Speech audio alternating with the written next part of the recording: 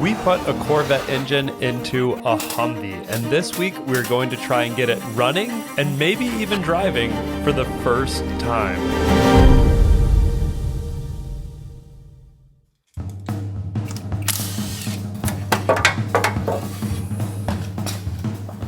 Really? Dang, that thing is clean inside. Look at that. That's what you want. A nice, fresh transmission. I gotta take the weight off of the transmission mount so that I can remove it to get the oil pan off.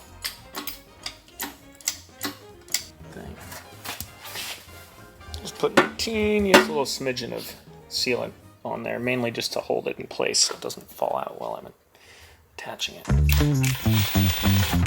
Just gotta seal this shift linkage here off the old trans. You might notice I don't have a wrench here. That was about ready to fall off. Wow. Got my replacement U-joint for the front drive shaft. Now that the engine is in, I can put this in. And that way when it gets running, it'll have all-wheel drive. Meh. It's not torn, it's just a little cracked.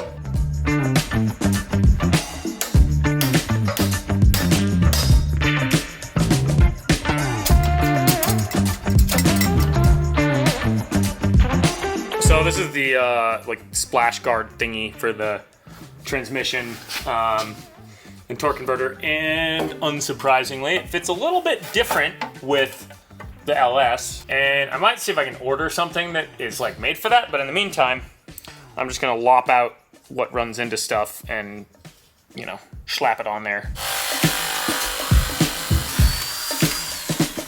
Oh yeah, pretty close.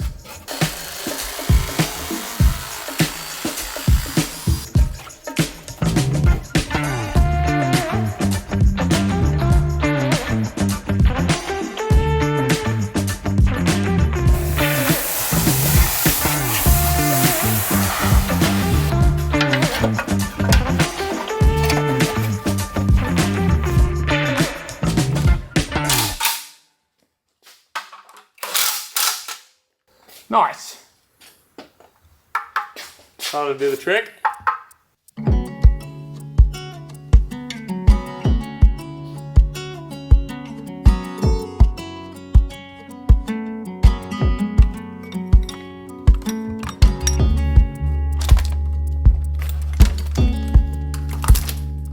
I was trying to find ways to adapt this hose. And I did find a way, but it was super like roundabout and redundant. And then I realized I just have other hoses laying around.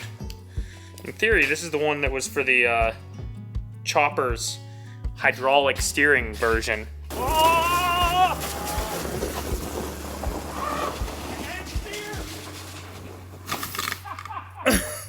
But I believe it's the exact right size for the fitting on here. Got some shiny red spark plug wires because red equals more horsepower. I thought so. Yes, because I messed up some of the old ones. I mean, they match the seats. That's got to be points too. Oh, most definitely.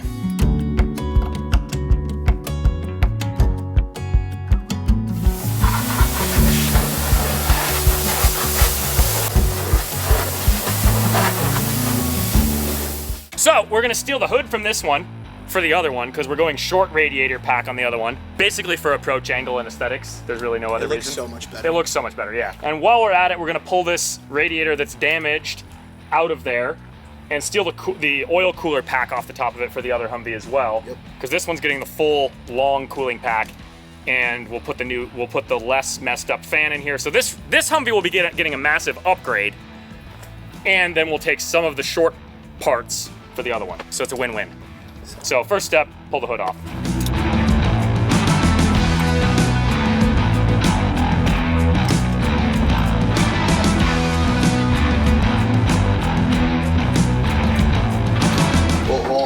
Lines up. And oof, that looks good.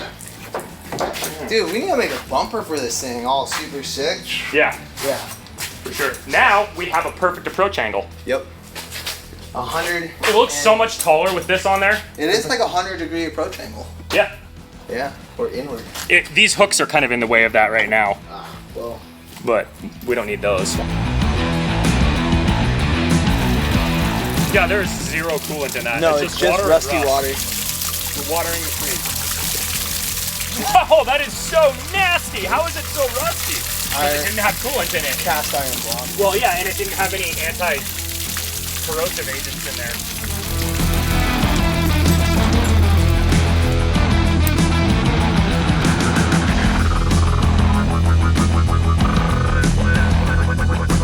Diesel oil is so gross. Like this is gonna be, I'm stained for the next week. Oh, That was really only like a teaspoon. just enough to get my hands disgusting.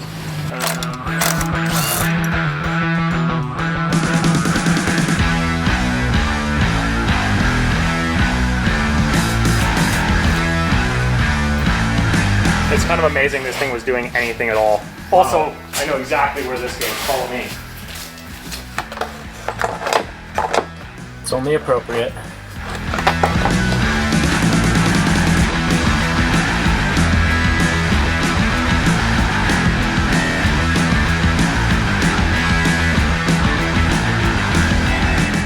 Oh, it's way heavier too. Yep. We're gonna need bolts. Hey, you know what this is though? More weight reduction for the race Humvee. No kidding. Oop, Cool. close enough. Yeah. Wow, that looks really dorky without the bumper under that one. It's got a massive overbite. It's fine, this one isn't the looker.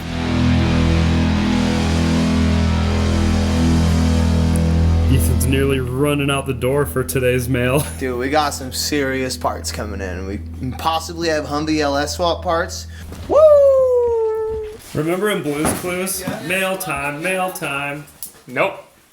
Never seen that. No idea what you're talking Have about. you seen Blue's Clues? Yes, yes. Brand new shiny stainless AN line for the fuel lines. Woo! Yeah. Oh, dang. This is our digital dash. Everything we could ever know about the vehicle can all be displayed. We're just going to have the nicest gear in the crustiest Humvee. That's the dream. It really is. I mean, get it where it counts, right? Yeah, so that'll just mount right where all the old gauges went. Ooh, these are the exciting ones. We got some bigger injectors so we can make some more horsepowers. We should be able to get this thing running and driving in like a couple days work. The Holley stuff is so dialed. I've always wanted to build something with a Holley. This is a Terminator? Yeah, it's Yeah. the Terminator X Max. Yeah, those things are I absolutely think it's their best one. It's so small. The Yeah. old trans computer was like this. This is just the trans computer. This isn't even the engine Talk computer. about weight reduction. Yeah. Yeah. This is like the all-time sketchiest teeter-totter. Man, it's gonna be hard for you to do that anymore, huh? When I'm waiting on parts for that, I'll work on this. And when I'm waiting on parts for this, I'll work on that. All right, I'm gonna go ahead and start with the fuel tank because that just kind of makes sense. This tank in the Humvee is a little deeper than your average tank, so I actually swapped the return line with the feed line because it was a little longer. And now it perfectly reaches the bottom of the tank, but this little brace is no longer long enough to reach the fuel pump. So I went digging in my scrap piles and I found a Hayabusa suspension link that is exactly the same size. So I just lopped the ends off of it, ground it down, and I'm just gonna weld that straight to the end there. Just butt weld it because it doesn't need to be that strong. It's just holding in a fuel tank. So anyway, do the first usage of this table for actually, fabricating and welding.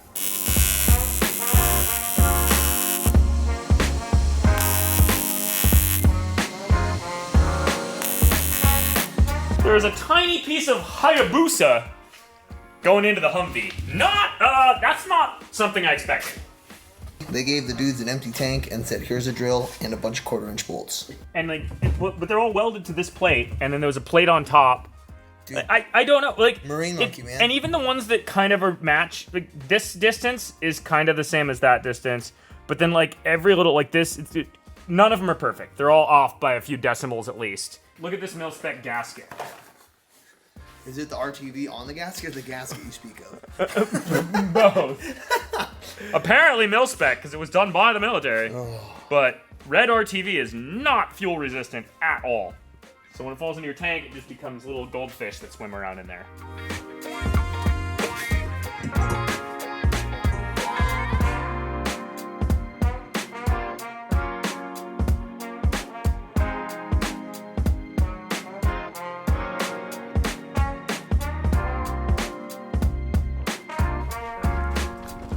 Time for a journey to the scrap yards in the woods to lop a chunk of aluminum out of the old Ford Ranger gas tank.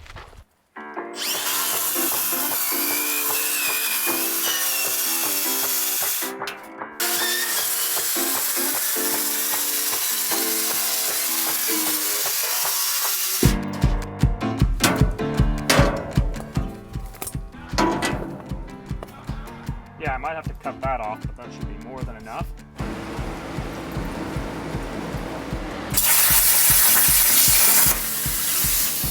That's more like it.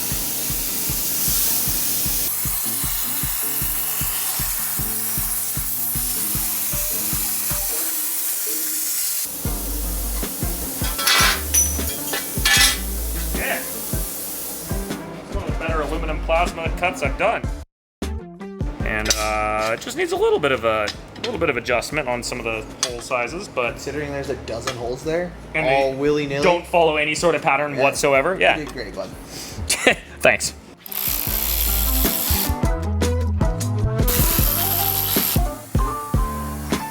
Look at that. Beautiful.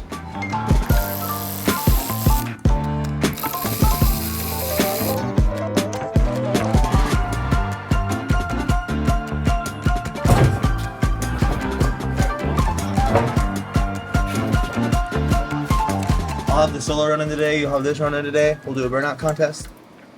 Yeah. All right. Sounds good. You're gonna win because this thing's all-wheel drive. All the time. The fuel tank is in, the fuel pump is in the tank, the transmission harness is all plugged into the transmission, and next up, go ahead and put the new injectors in. If I can get the old injectors out. We went with the bigger ones so that we can make a little more horsepower. Throw a cam in this thing and whatnot. I think I can put the injector rail on opposite so the fuel inlet is on the passenger side instead of driver. And that's simply because the fuel tank is on the passenger side, so then I don't have to cross over the top of the engine with the fuel line. So yeah, I decided to go with the driver's side fuel line situation because it's just better, cleaner, and more importantly, farther away from the exhaust in most places.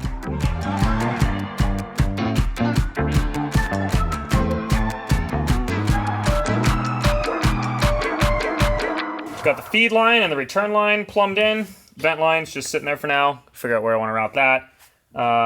Yeah, we are moving right along. Got to mount the fuel filter, got to mount the fuel pressure regulator, and then figure out where to mount all the computer stuff, which I'm kind of thinking might also mount somewhere up in here.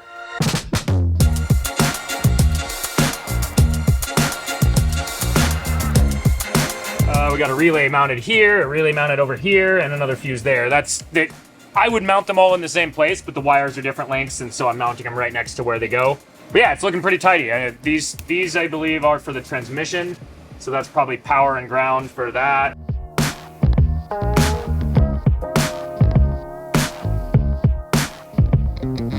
Now that this thing's no longer 24 volt and no longer has a starter bigger than my head, we don't need two batteries. All we need is one little guy. So we got this Optima that we've had around since we bought the Unimog minivan. This wire here is the main power and ground for all the computer stuff. Blue wire is tachometer output, which we don't need because we've got a digital dash. Although it would be interesting to see if we could make it work with the tach up there on the ceiling.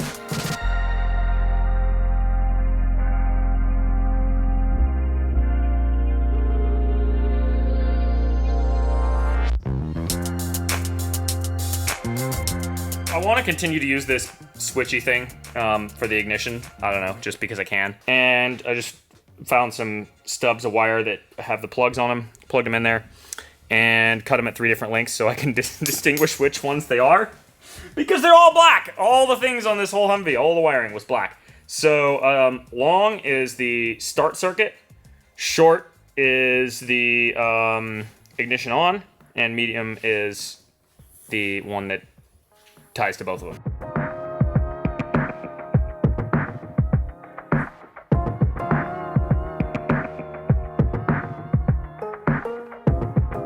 You can see I've got this big old 4-gauge wire running from the battery up through the dash here, which is screwed to the firewall there. And that's just my main battery power for everything on this side of the vehicle. And like for future stuff, if I'm adding in a switch panel, light bars, headlights, whatever. Engine-wise, we're pretty much done with wiring on this, so that's exciting. Some power on works. Stuff. Oh, dude, a starter triggered. Yeah. Heck yeah, dude. Yeah, yours has oil in it, so you can turn it over more. Yeah, Your battery also sounds a little sad. Got the digital dash plugged in here, so in theory, if I turn the key on, hey, look at that. Ooh. Hey. It's a little flickery on camera, but It's flickery it's off flickery camera. in real life too. That, Okay. that might just be a voltage thing. That the this battery might be a little sad on voltage. Okay, time to swap out this thermostat housing and thermostat while we're at it. Yeah, that's a much more sensible angle for that to be at. So I was about to throw this old radiator in the scrap pile to be recycled because it's been poked full of holes. And then I was carrying it thinking how heavy it is and realized we gotta know how much weight reduction we have just in Radiator. I guess 18 pounds radiator reduction. You're probably right. What is that, 62 pounds of Radiator? Oh, dude, 40. 62. That's 62 pounds. 42. Oh yeah, we're gonna lose 40 pounds of Radiator, probably. This is... Oh, I even already have the brackets bolted onto this one. Hold on.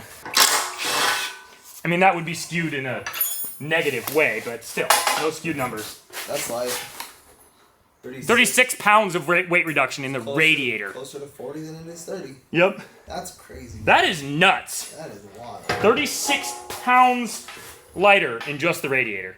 Just in terms of swapping parts on the front, we're nearly at 500. We're nearly at 600 pounds lighter, not counting things that have been deleted.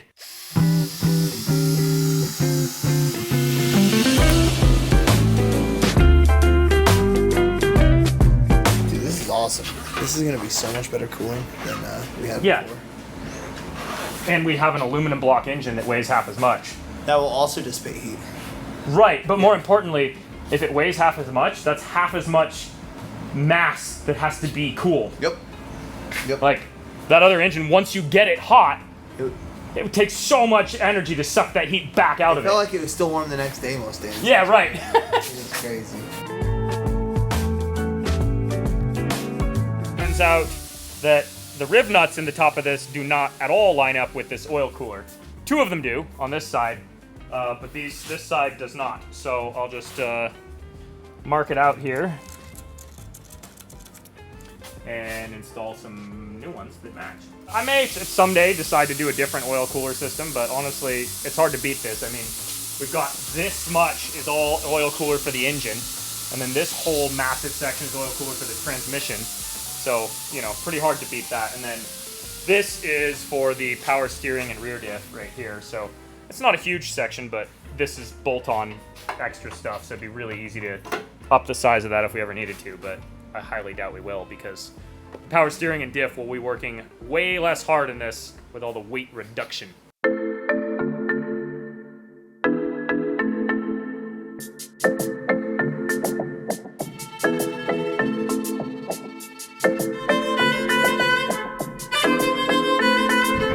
I just looked and realized that our Holley fuel pressure regulator is not going to be here soon. So I'm just robbing a fuel pressure regulator from one we have around, which is off the Ruckus. It had already been partially removed because the fuel pump on the Ruckus went out. So yeah, anyway, regulator ready to go. Yeah, so I don't have a right angle drill, but I do have a power ratchet and a step drill. And a 1/4-inch socket.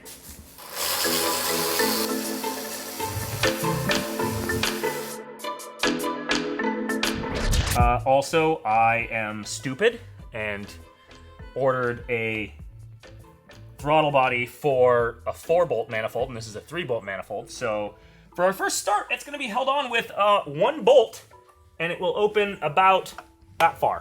We've got the right one coming on the way, and then we'll be able to go vroom vroom a lot more. But this should be just fine to get us a test start because it has idle air control and throttle position sensors. So those are the things we need. Anyway, fuel system's coming right along. That's the moral of this story.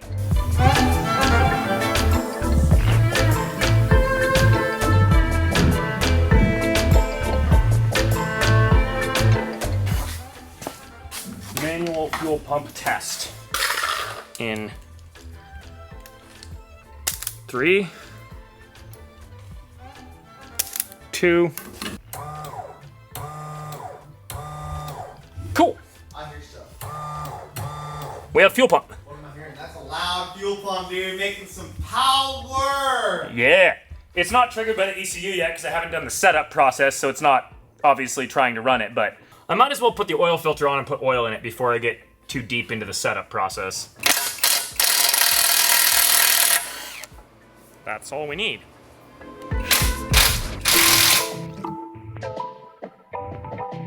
I mean, I can't really check the level of the trans fluid till it's running, but I'm just getting some quartz in there so it's not dry. And so far I'm making a gigantic mess because I keep getting a little bit of air pressure in the line here, and it keeps bubbling back at me because I'm just in a hurry. All right, the time has come to calibrate all this stuff and tell this little box what is going on over here so we can hopefully fire this thing up. The first step here in getting this all set up is a throttle position calibration. Got my computer running through here so I can say perform a TPS auto set before startup. Okay, so let's see, wizards, TPS auto set, make sure ignition on, engine not started. Slowly press pedal to the floor and then release twice. Pedal, floor. Pedal, floor. TPS auto set was successsul. Is this making you want to do more LS stuff? Yes, I like it. I don't want to only do LS stuff by any means. You know, I like the challenge of figuring out complicated new things with different engines and all of that. You know, but sometimes, like in this case, I want this project. What I'm excited about for this project really is building the suspension and just making the whole thing really good. So the engine, I didn't really feel like doing something crazy ridiculous. I mean, you know, potentially twin turbo or supercharged LS is ridiculous, but I don't have to learn, I don't have to learn much for that. I want to just do something that's kind of tried and true so that I can spend the time on the stuff I'm more excited about, like suspension, which very few people have ever built good suspension for a Humvee. So anyway, fuel pressure, I can set it to whatever I want. So I'm going to say 60 PSI, 36 pounds an hour injectors. Currently no nitrous turbo or supercharger, but it's cool that there's that option. Idle air control type LS. Transmission control, yes. Automatically scale shift tables? Why not? Did you hear that, Patrick? That was a fuel pump. That was a fuel pump being triggered by the ECU. I think if we put gasoline in this, it'll start. You know, it even looks like you're still putting diesel in it because it's a yellow can. Yellow jug for diesel. It's red dye for farm use. Oh, whoa. It's got some backsplash. Cool. The setup was so easy, it snuck up on me. Like, I thought I had more time to prepare for the excitement of this moment, but like, it took me 2 minutes to do the computer setup, and everything's really, like, we've got voltage, fuel pressure, engine temp, Or dial. injector, like all the information is there. I'm just gonna cycle this again to get our fuel pressure built up, because that'll take a second. Is it reading fuel pressure? I don't know yet. Cool. No, it's not. I don't have the gauge hooked up because I have this gauge. Oh, that's right. How many leaks do we have? Yep, that's bleeding it off. Okay, where are we at? Hang on. We're at 65. Go a little more. I think the moment has arrived. Are you ready? I guess. All right.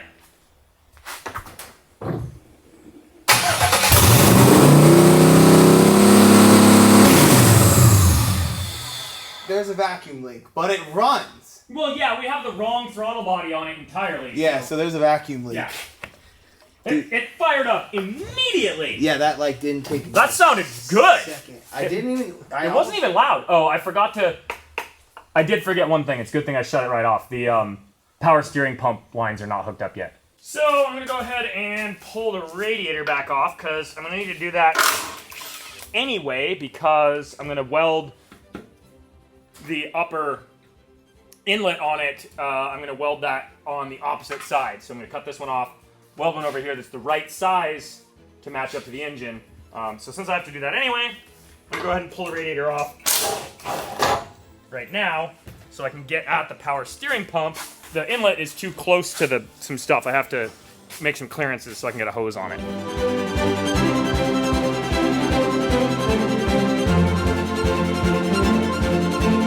Time for another test start. Power steering's all hooked up now and filled with fluid, so that's very important. I also adjusted the throttle plate all the way closed. It should idle a lot lower with the plate all the way closed. It was open a smidgen, and when you got a 92 millimeter throttle body, a smidgen is a lot of air. So anyway, another test start coming right up.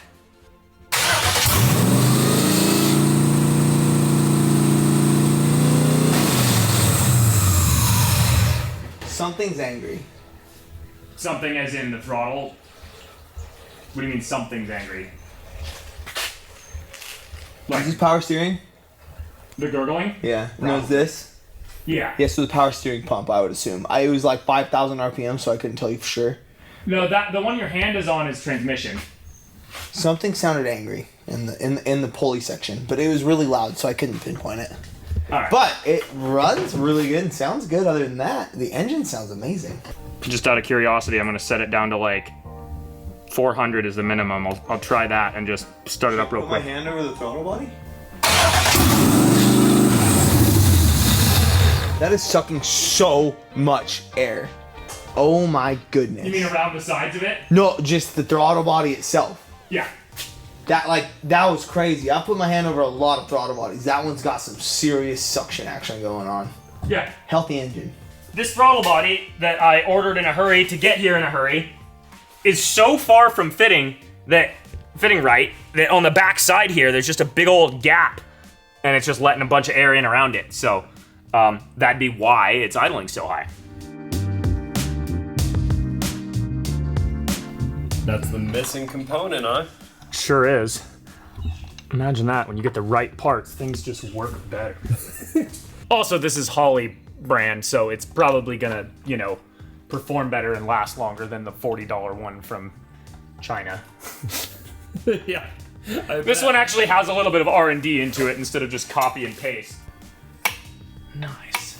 That's Man, more like it. That thing's smooth. I let Patrick steal these wires that were powering the fuel pump for the Solo to get it going for Sturgis. But now we have parts, so I gotta rewire the temporary fuel pump relay real quick so that we can hear it run at, a normal RPM.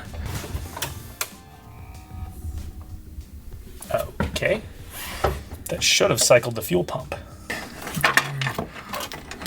Oh, that would be why. Oh, there it is. That just wasn't actually attached. I did just use an actual wire nut on this so that, temporary things are not always good things. Why not? Why it not cycle? Oh, no, this one fell off. Oh. You'll have that on these temporary jobs. Oh yeah, fuel pressure. Nice. Wow, it Look just at automates itself. Yep, you just plugged it in. It already knew that it had that gauge sitting there, so that's cool. All right, let's try this again. That's more like it. That sounds good.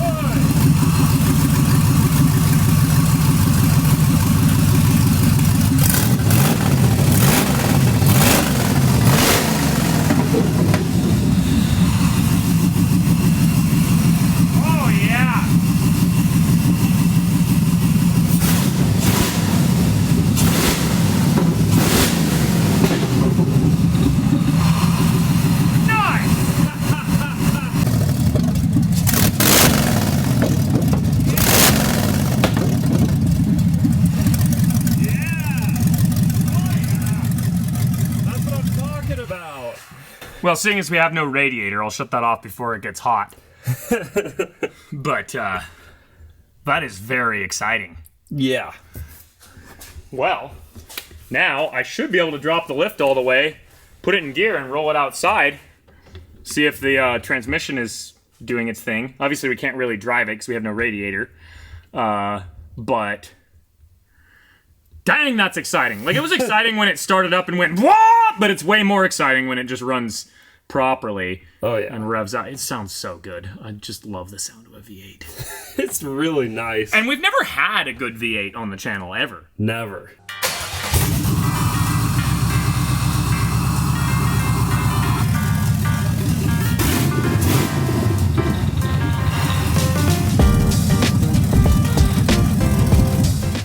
Right. Transfer case was not in gear. That would help. Yeah.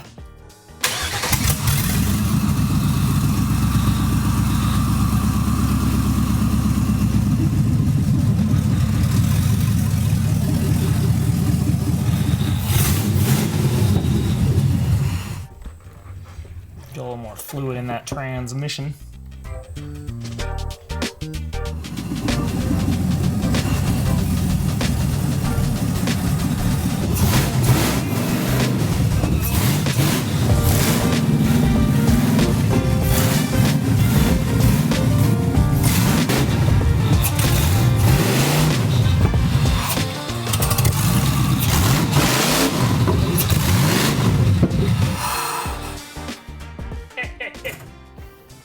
Well, I think it probably needs a lot more fluid in there. I'm sure it's taken a while to get the torque converter filled up and everything. I filled the torque converter manually before I installed it, but there's only so much of that you can do, so. Yeah. But hey, it moves! Heck yeah.